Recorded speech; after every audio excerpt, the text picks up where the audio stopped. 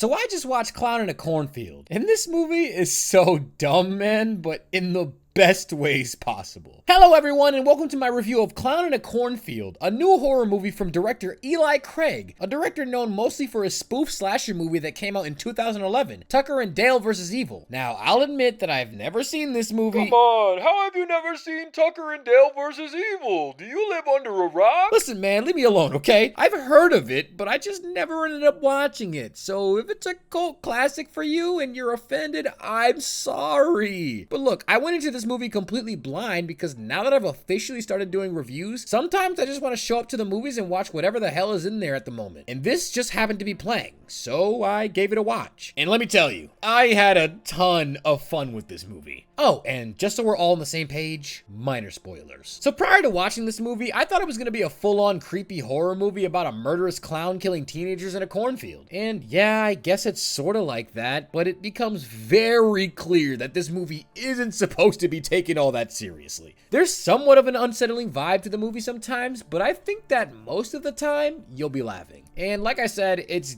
definitely intentional. So by now, you guys should know my thing for these. Positives first, negatives later. For one, I really like how this movie feels like it was made during the 80s or 90s. Craig truly captures that old school slasher vibe, and that's mostly because he leans pretty heavily into the stereotypes of those movies, especially when it comes to the characters and how they act. You've got your typical jock character, your sassy female duo, your token black character. I don't know if this one was on purpose, but it's hilarious that it works out that way. Your weird creepy side character who warns you about the new hometown you live in, and your main lead with daddy issues interested in the bad boy. That's kind of a lot of things, but you see my point. There wasn't even the slightest attempt to hide the cliches. And the plot is the same way. Girl moves to a new town that has weird traditions and other shit. Girl has beef with dad due to moving and befriends the bad group of friends. And girl sneaks out to a party after being grounded for something she did with said friends and ends up watching a bunch of people get murdered by an unknown killer. Like, both the plot and characters overall couldn't be more blatantly following the stereotypes of classic slashers. But like I said, it's a spoof movie, so that's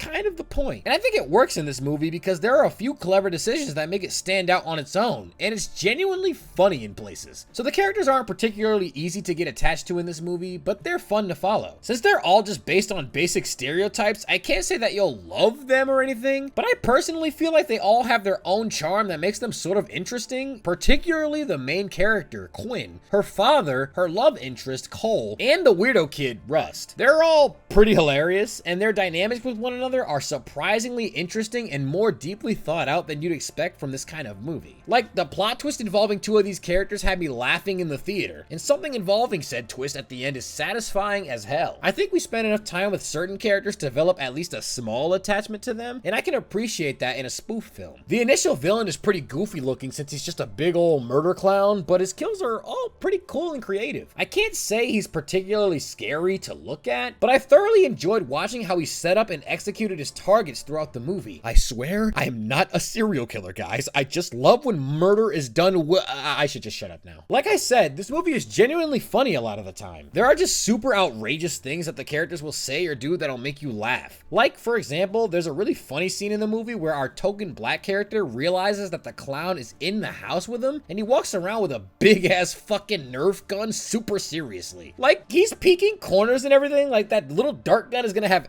any effect. Now, to be fair to him, he thought the person in the house was just a friend playing a prank, but it's still priceless to watch. And it's actually all done as a really cool one-shot too, so it gets bonus points for being simultaneously hilarious and well shot. But yeah, alongside scenes like this, there are just general funny lines of dialogue scattered throughout the film. I spent a decent amount of time either smiling or chuckling to myself. I want to backtrack to that thing I said about the token black thinking he was being pranked because it gives me another positive point. So basically in this movie, the group of kids made up a fake legend based on a clown that's historically important to their town, and this legend involves making the clown into a murderer. So during the movie, they prank each other by scaring people as the clown or pretending to gut each other in the costume and posting it on their YouTube channel. Now, I say all this because I think it was a fun idea to have them do all this, so they were completely unaware when the real murder clown suddenly showed up and started actually killing people. They take so long to process real deaths because of their own actions, and I think it works pretty well for keeping audiences entertained insane in the context of this movie. Like, at one point, they literally toss an actual severed head to each other and think the blood that splatters on them is corn syrup. It's so goofy, but it works. I forgot to mention this earlier too, but I really like Russ's character in this movie. He's barely even in it, but I love him, okay? He's super tall and monotone, giving off that I'm definitely the murderer, don't trust me vibe, but I find that charming. Plus, he's low-key a goat later in the movie, so I have some pretty severe bias. He's fun, alright? He might be the obvious plot twist but not really guy, but he deserves love too. Okay, I guess now we can move to the negatives, and this list isn't super long, but it's gonna be important in terms of explaining why my rating is gonna be where it is, despite how fun I thought this movie was. So this movie's pacing is way too fucking fast. It's only an hour and a half long, so things happen so quickly. I swear, Quinn meets the love of her life the second she moves into town, and everyone gets into their antics so early on. Literally, the second the friend group is introduced, Quinn becomes a part of it and is like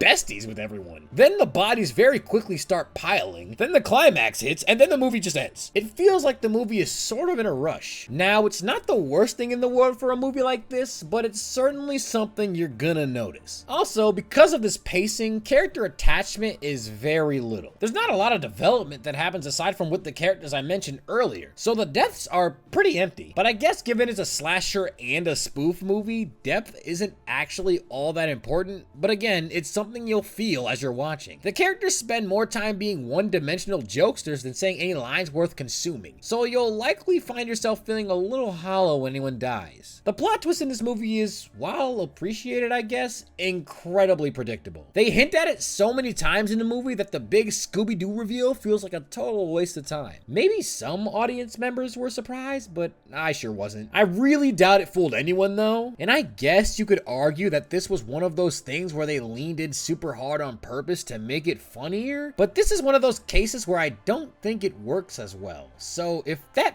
was the intention, it wasn't worth it. Also, the comedy doesn't always work. Sometimes the cheesiness of it all is a little too cheesy, if you know what I mean. Basically too much of a good thing, you know? I personally think the comedy worked most of the time and didn't feel super forced, but every now and then I did roll my eyes a little. But overall, I've gotta say, this movie was a fun watch. Is it particularly incredible? No, not really, but I definitely wouldn't mind watching it a second time. I'll just say that if you go in expecting a super serious horror movie, you're gonna be very disappointed. And to be fair, that's what I expected it to be, but my brain adapted very quickly to what the movie was actually going to be like. So I say if you want to enjoy a solid spoof slasher, give this a watch and just enjoy yourself. Not a bad film by any means. 7 out of 10.